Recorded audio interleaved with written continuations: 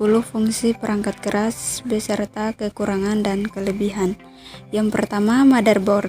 Motherboard adalah papan sirkuit yang berfungsi untuk mengembangkan komponen komputer seperti RAM, hard disk, dan prosesor.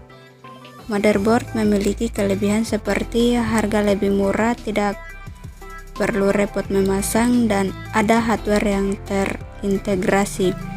Ada juga kekurangan, yaitu mengandalkan RAM, jadi hardware yang akan kita pakai akan mengambil memori dari RAM. Yang kedua, RAM. RAM berfungsi untuk menyimpan semua instruksi dari prosesor.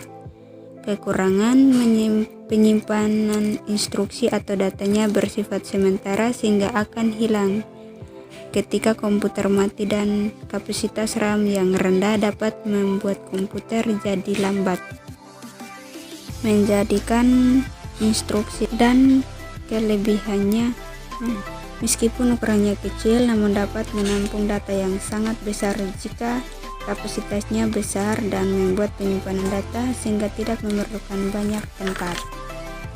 Yang ketiga, CPU. CPU berfungsi sebagai otak komputer yang memproses data yang dimasukkan sehingga dapat menghasilkan output. Ada dua jenis prosesor, yaitu prosesor Intel dan AMD.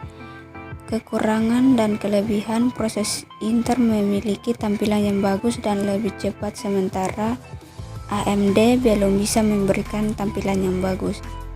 Intel mampu suhu komputer ketika bekerja, dengan AMD masih memiliki batasan.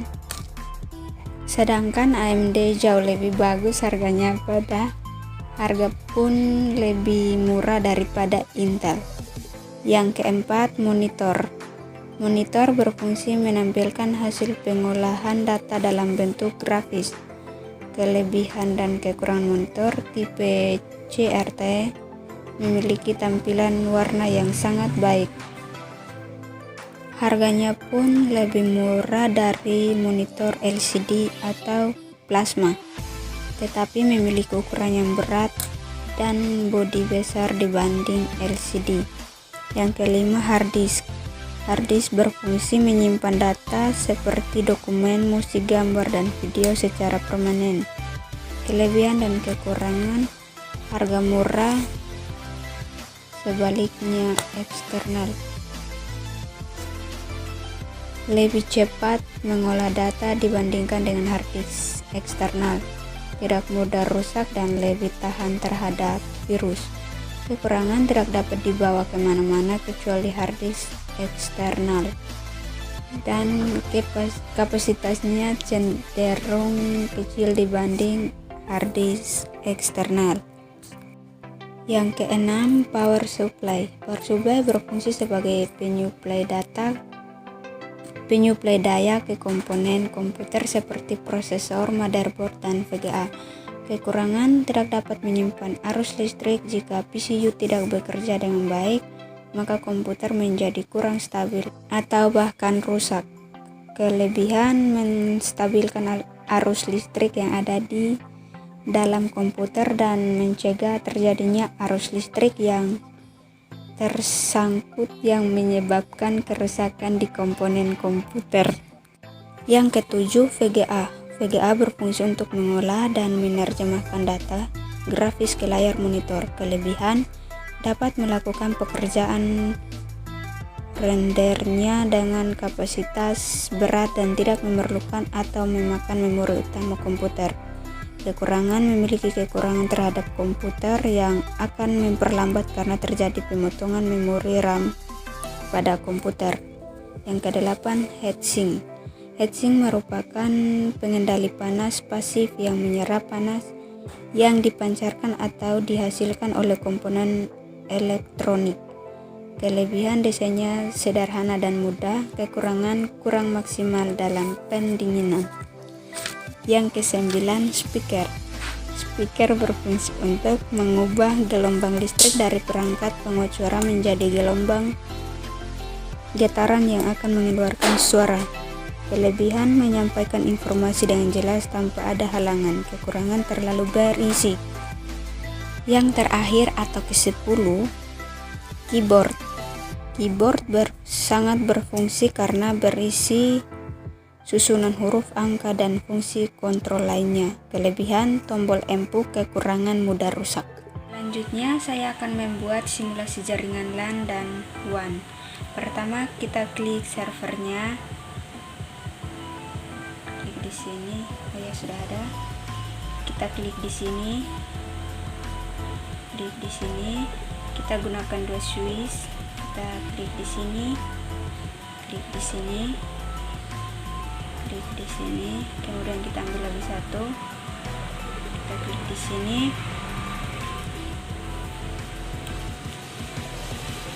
Kemudian kita gunakan 2 komputer. Klik di sini. Satu, dua, tiga, 4. Kemudian kita gunakan hub. Klik di sini. Klik di sini. Kemudian kita gunakan 2 komputer dan 1 laptop. Di sini. Klik di sini. Di sini.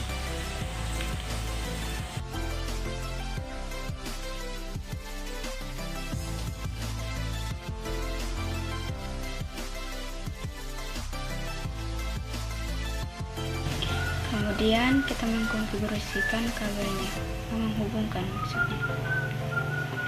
Klik di sini. Di sini untuk menghubungkan antara server dan switch.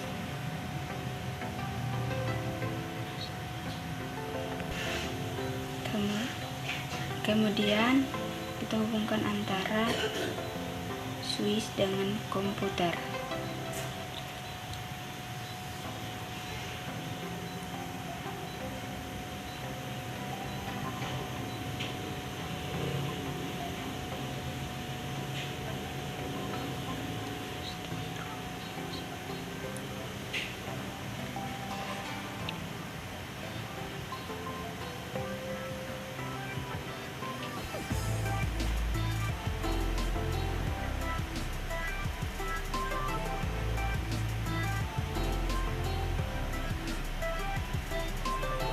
Selanjutnya kita menghubungkan antara switch dengan switch.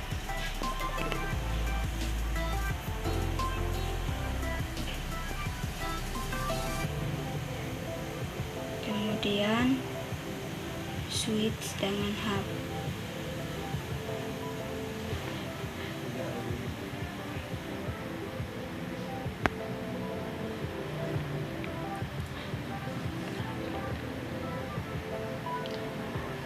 Kemudian kita menghubungkan antara hub dengan komputer dan laptop.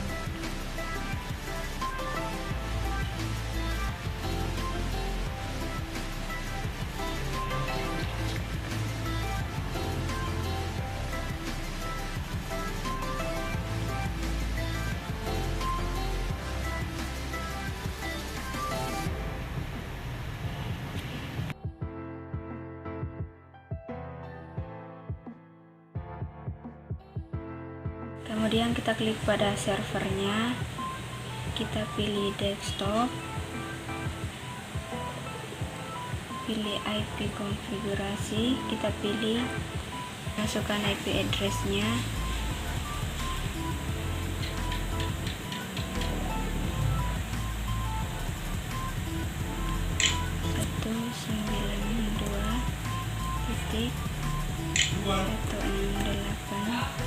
Titik 1.1.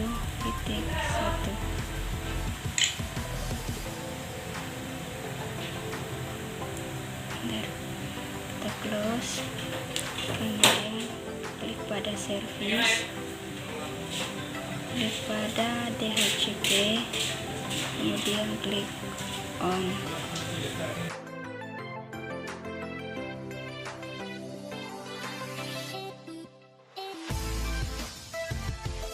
start IP address-nya kita gunakan 2. Kita isi.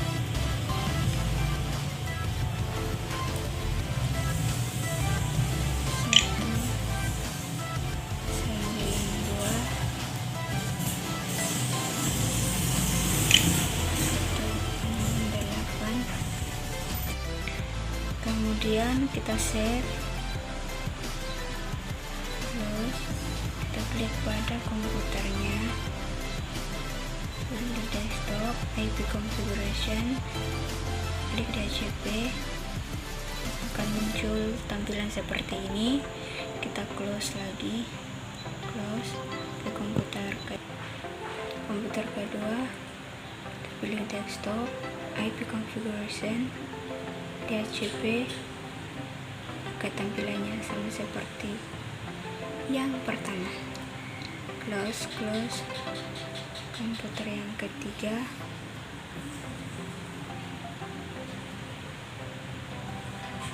Oke, tampilannya sama, kita close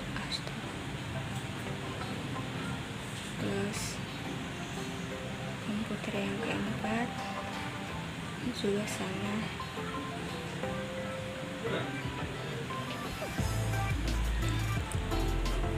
Terus komputer yang berikutnya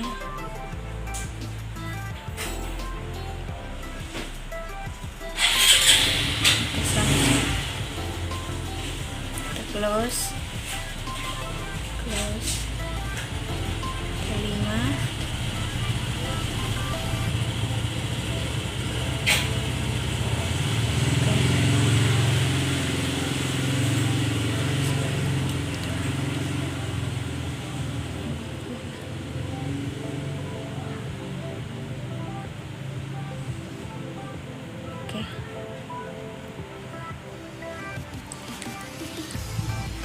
Kemudian kita mengirim data dari komputer 1 ke komputer 6.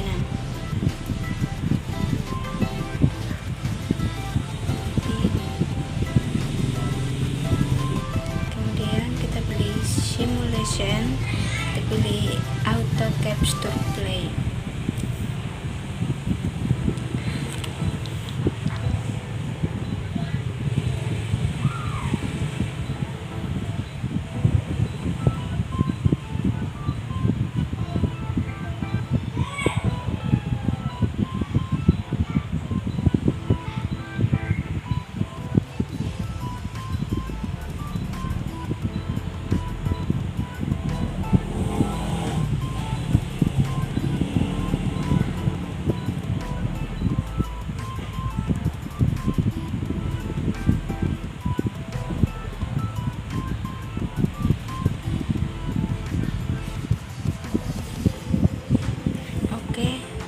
Dan hasilnya sukses. Kita lanjut yang kedua, yaitu kita pilih server generik, kita pilih wireless, kemudian kita pilih lagi laptop,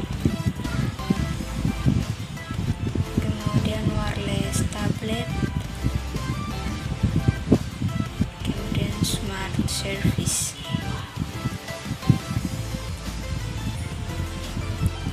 Setelah itu kita mengkonfigurasikan kabel. Klik di sini, klik pada server.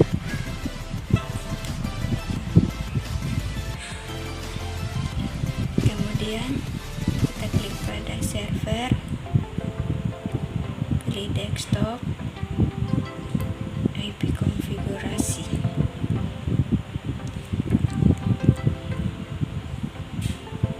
Sini 192.168.2.1.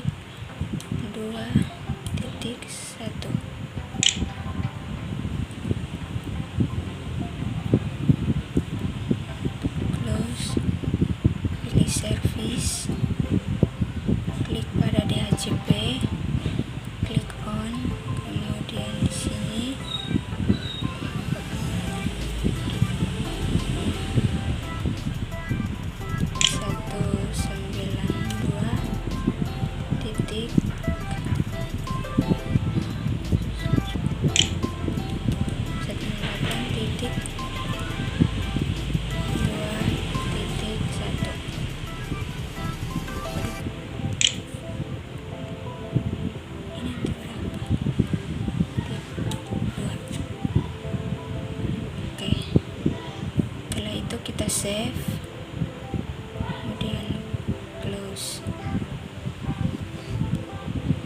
kemudian kita klik pada laptop,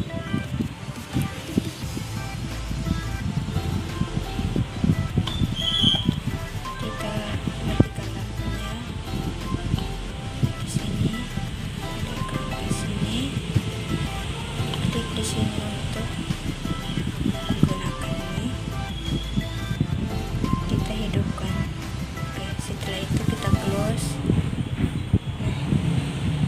Jadi seperti ini. Kemudian kita coba mengirim data.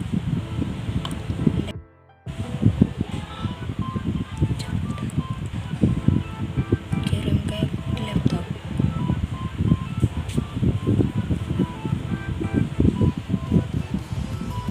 Kita klik pada auto capture.